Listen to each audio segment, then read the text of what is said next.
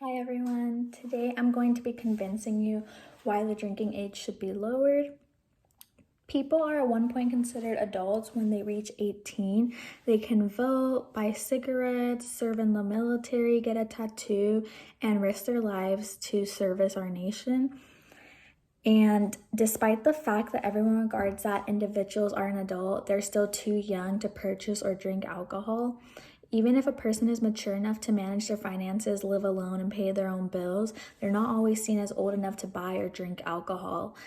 Hey everyone, my name is Aries Ortega, and I'm going to convince you why the drinking age should be lowered in the US.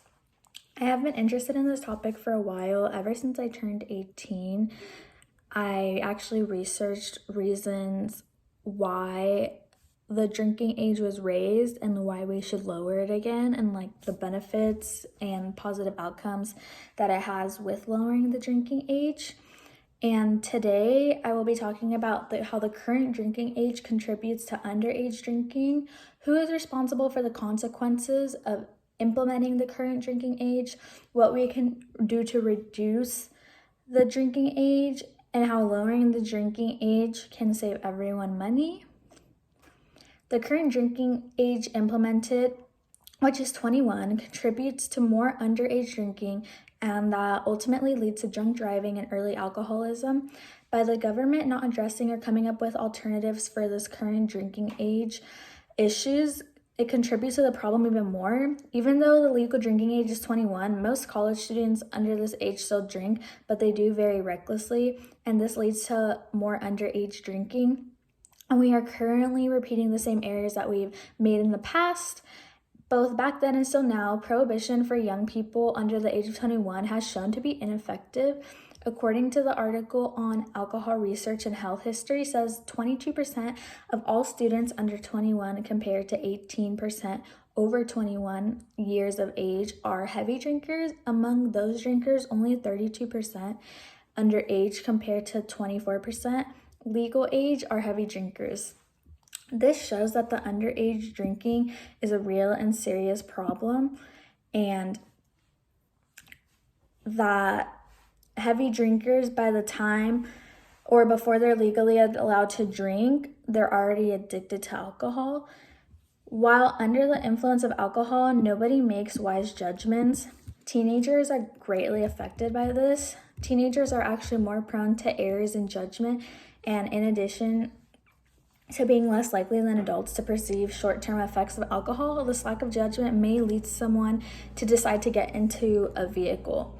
Because alcohol directly affects the cerebellum, in this case, the cerebellum is a certain part of the brain that regulates balance, muscular coordination, and helps with memory development. In an article about teen drunk drivers, it says that affecting the cerebellum, the alcohol disrupts the body's motor functions, and this can greatly reduce reaction time, which is a key reason why driving under the influence is so dangerous. Due to this, teen drinking is now more riskier and harmful than ever. Next, I will be discussing how early alcoholism is a negative impact on the current drinking age. This is most common and harmful form of excessive alcohol consumption in the US is binge drinking. For men, binge drinking is when they have 5 or more drinks in one sitting, whereas for women, it's if they have 4 or more drinks in one sitting. And this stems from the underage drinking problem, and it shows early signs of alcoholism. Along with the increased risk of alcohol use disorder, it is linked to significant illness and injuries, which increases the risk of alcohol problems later in life.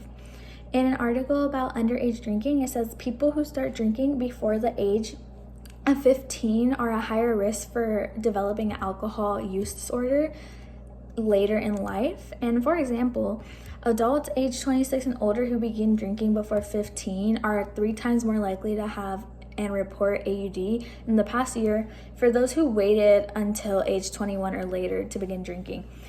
Even in their 20s, people's brains are still evolving, and alcohol can change this process by potentially causing an impact and function on their brain. This could worsen their cognitive and learning issues and making it more vulnerable to AUD. especially if they start drinking at an early age. Now that we have addressed the problem due to the current drinking age, let's get into who's responsible.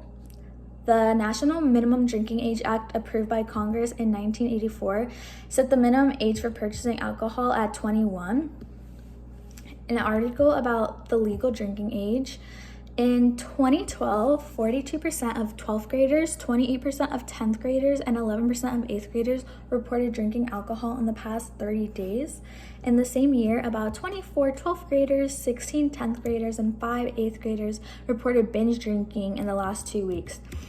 Even though this choice by the government to raise the legal drinking age to 21 shows little improvement, still does not reflect the fact that the laws put in place still don't ensure underage drinking, drunk driving, and early alcoholism to take place. It is shown that there's a few loopholes that take place that the law and the policies can't really control.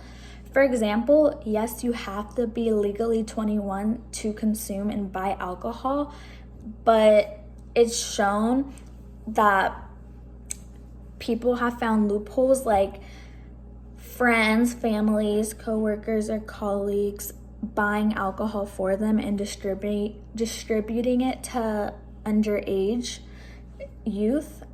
And this relates a lot to the college life. Majority of college students are 18 and over, which makes it really easy and convenient to obtain and consume alcohol. Even though they're legally not allowed to drink it, it's still accessible to them. And there's no foolproof way in this policy that can restrict altogether or stop other people of age for purchasing alcohol and distributing it to underage students. Now that we've talked about who is the problem and why these issues in the current policy let's discuss how we can solve the issue. How we can solve this issue is reducing the legal drinking age to 18, and this would aid in reducing crime and the number of accidents that result in alcohol usage. I propose to lower the drinking age to 18, and that this policy would be by state, since there are current countries that have the drinking age lowered already. The policy would allow people of 18 to drink legally, and it would reduce the problem of underage drinking and drunk driving and early alcoholism.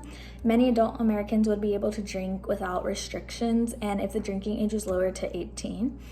Our government should offer educational alcohol information exams that explain the effects of alcohol in our body in order to prevent misuse of this policy change. Today, there's a lot of reckless underage drinking, and to avoid that, the government may make sure that the American people who drink are informed and capable of engaging their alcohol use, as it is their right. And in an article, 19 is the new 21, it says, it's time to consider lowering the drinking age. The National Youth Rights Association believes that violating an 18-year-old adult's privilege contradicts public safety. And the NYRA has a good point, as it highlights the hypocrisy of our country's current drinking age. The legal drinking age should be lowered to 18 in order to protect young adults, ensure adulthood, and effectively enforce limitations. Enforcing a license to drink will aid putting an end to reckless driving. It's time to invest in our young people and give them the education and the respect that they deserve. Now, moving on to how this policy will have some costly effects. State government could be impacted by the lack of highway funding, but our society wouldn't really suffer. Essentially, the federal government, rather than the state, would owe money, and actually society would not suffer not much net loss. So what would the true financial cost be if the state decreased the drinking age to 18 is a better question. So revenues would drop. There were around 300,000 infractions with alcohol laws in the US in 2015. And how much of this money would be lost if the drinking age was lowered in the next query? Well, the population between the ages of 18 and 21 is about equivalent to the population that wouldn't be arrested if the legal drinking age was lowered. Revenue would drop to almost 49 million as a result, and in an article by the NYRA, it states that lowering the drinking age would free up a significant amount of police time, since the underage drinking would no longer be top priority for law enforcement. Presumably, this would increase the ability to address and prevent other costly crimes besides drinking related crimes for underage adolescents. The future financial savings outweigh the policy's initial cost. By reducing revenue from the underage drinking, driving, and related crimes, the policy will allow everyone 18 years of age and older to be allowed to consume and buy alcohol. So I just want to thank you guys for listening to my presentation. Today I have talked to you about how the current drinking age contributes to underage drinking, consequences of implementing current drinking age, and what we can do to reduce the drinking age, how lowering the drinking age can save us money in the future. And I hope all the information I gave you today and shared with you has made you a little more conscious of the consequences the current drinking age has on today, and how implementing a new policy can make positive changes. Putting this policy in place would decrease the arrest of minors due to alcoholic crimes, reduce the number of minors underage drinking and driving, and making adolescents feel more comfortable and safe. Thank you.